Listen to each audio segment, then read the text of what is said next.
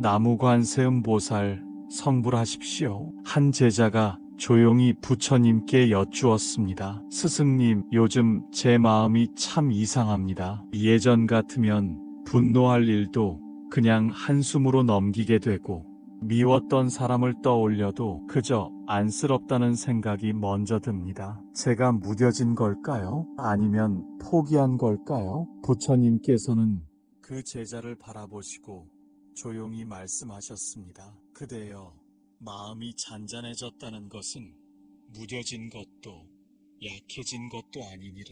그대 안의 업이 녹아내리고 있는 것이니라.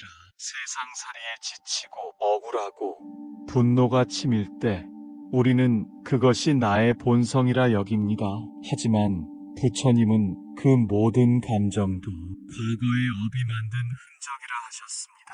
업이란 그대가 지은 말과 행동, 생각의 흔적이다. 그것은 깊이 밟힌 발자국처럼 다시 같은 길로 그대를 이끌고 비슷한 고통을 되풀이하게 만든다.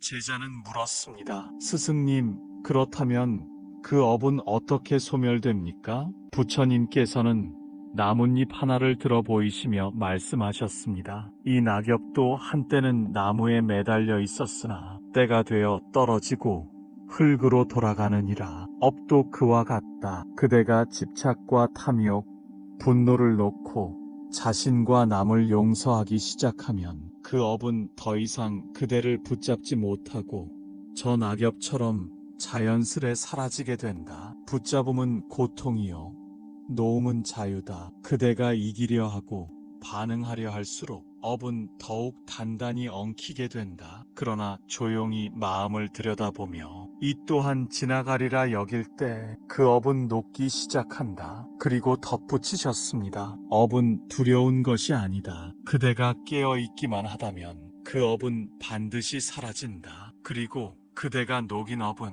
그대의 자손에게도 복이 되어 흐르리라. 마음이 고요해지는 것이 업이 사라지고 있다는 뜻입니까? 제자의 물음에 부처님께서는 미소 지으며 나뭇가지 위에서 울던 새소리를 가리키셨습니다. 새는 바람이 잔잔해야 노래하고 호수는 흔들림이 없을 때 달을 품을 수 있느니라. 그대 마음의 고요는 그 안에 머물던 업이 이제 제자리를 찾아 되돌아가고 있다는 신호이니라. 마음이 평온해졌다는 건 더 이상 과거에 흔들리지 않고 다가올 미래에도 조급해하지 않는다는 뜻입니다. 그것이 바로 업이 풀릴 때 가장 먼저 찾아오는 선물이라 하셨습니다. 제자는 조용히 눈을 감고 자신의 가슴에 손을 얹었습니다. 예전에는 두려움과 분노가 그 안에서 뛰놀았지만 이제는 마치 맑은 물이 흐르듯 조용히 정리되어가는 느낌이 들었습니다. 부처님은 이어 말씀하셨습니다. 업이 사라질 때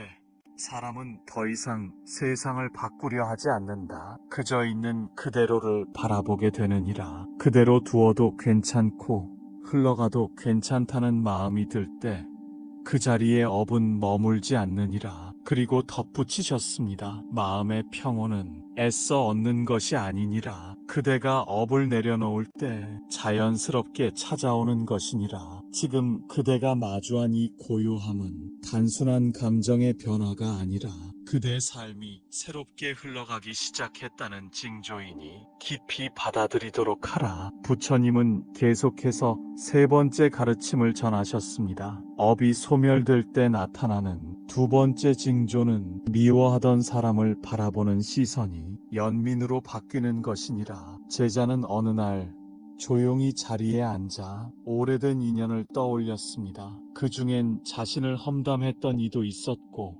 깊은 상처를 남긴 이도 있었습니다. 예전 같았으면 이름만 들어도 분노가 치밀었겠지만 그날은 눈가에 미소가 맺혔습니다. 그 사람도 외로웠겠지. 그땐 나도 미숙했었지. 지금 생각하면 안쓰러운 사람이야. 그 순간 제자는 스스로 놀라 부처님께 달려가 말했습니다. 스승님, 전 분명 미워했던 사람입니다. 그런데 그 사람이 원망스럽지 않아요. 오히려 왜 그렇게 행동했는지 이해가 됩니다. 이건 제가 변한 걸까요? 아니면 그냥 잊어버린 걸까요? 부처님은 나무 아래서 조용히 빗소리를 들으시며 말씀하셨습니다. 그대가 미움을 놓았다는 것은 그대 안의 업이 녹기 시작했다는 증표이니라. 정말입니까? 그래, 그대를 아프게 했던 일을 불쌍히 여기는 순간 그대는 업의 사슬을 끄는 것이니라. 미움은 집착이며 집착은 곧 업이니라. 그대가 자꾸 떠올리던 사람과 감정은 그대 업의 일부였던 것이니라. 하지만 스승님, 그 사람이 했던 말과 행동은 정말 용서하기 어렵습니다. 전 아직도 완전히 놓지 못했습니다. 부처님은 조용히 고개를 끄덕이며 말씀하셨습니다. 용서는 그 사람을 위한 것이 아니라 그대 자신을 풀어주는 일이니라. 업이 사라질 때 그대는 더 이상 미움에 매이지 않고 원망 대신 연민이 자라나느니라. 그 순간 그 사람과의 업도 함께 끝이 나는 것이니라.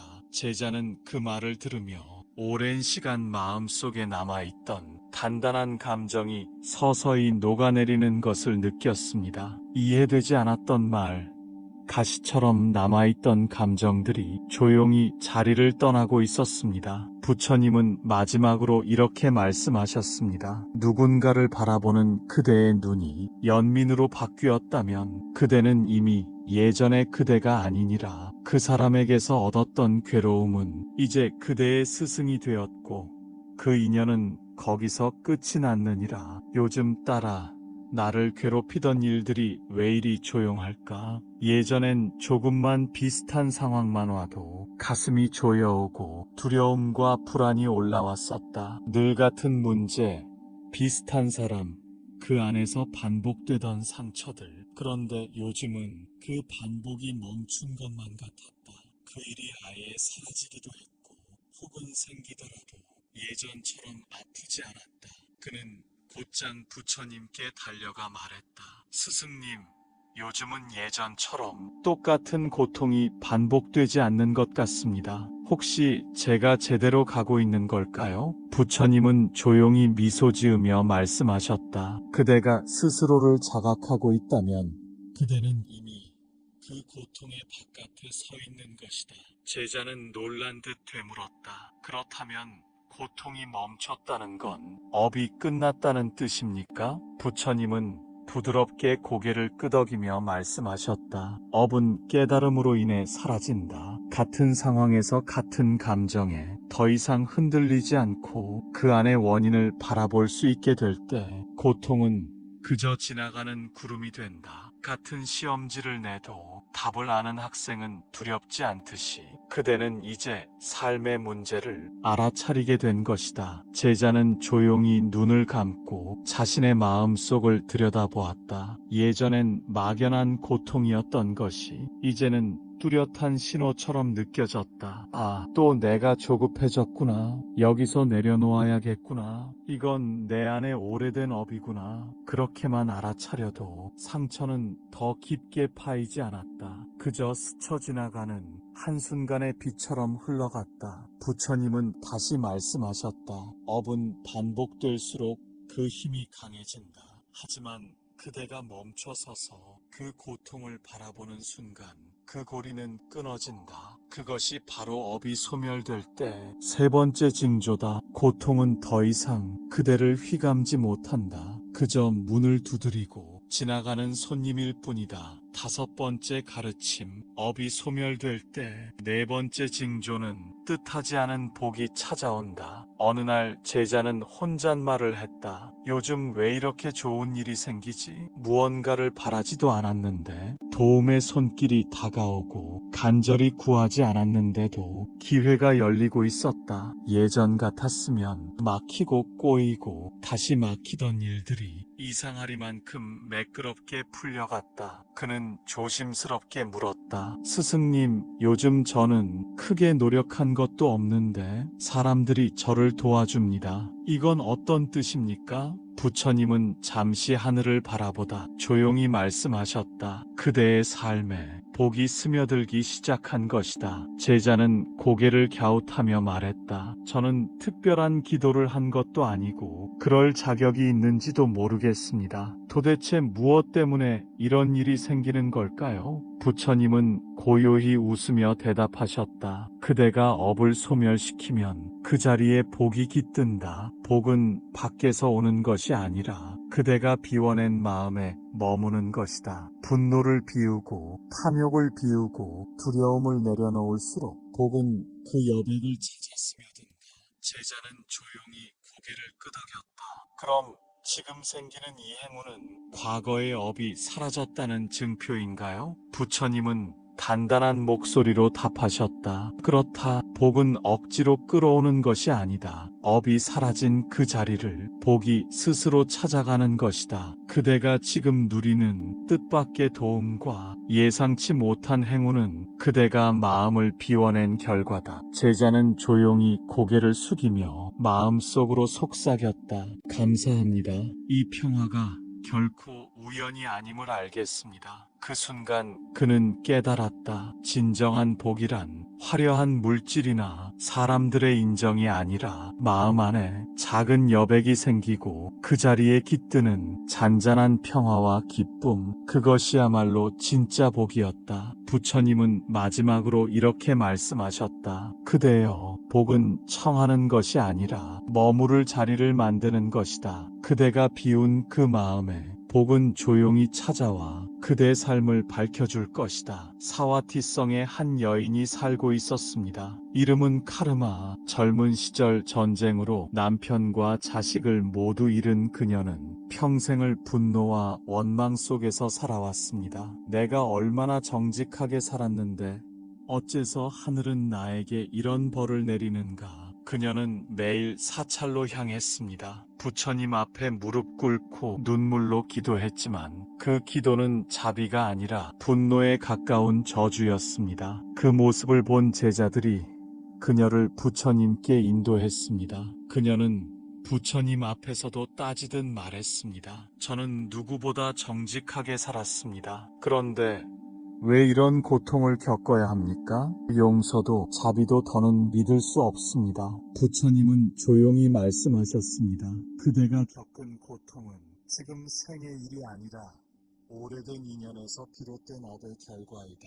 그러나 지금 이 순간 그대를 붙잡고 있는 것은 과거의 업이 아니라 그대를 놓지 못하는 그대의 마음이다. 그날 이후 카르마는 매일 사찰에 앉아 침묵 속에서 자신의 마음을 들여다보기 시작했습니다. 평생 미움을 움켜쥐고 살아온 날들을 돌아보며 가슴 깊이 쌓인 말들을 비로소 부드럽게 풀어냈습니다. 괜찮습니다. 그들도 어쩔 수 없이 그 길을 걸을 수밖에 없었겠지요. 그해 겨울 그녀는 성 안의 가난한 이들에게 따뜻한 음식을 나누기 시작했습니다. 그리고 사람들은 그녀를 연민의 어머니라 부르게 되었습니다. 그녀의 업은 타인의 고통을 감싸는 자비의 실천 속에서 조용히 녹아내린 것입니다. 그대의 마음이 편안해졌다면 그것이 이미 업이 사라지고 있다는 징조입니다. 아무 일도 일어나지 않은 것 같아도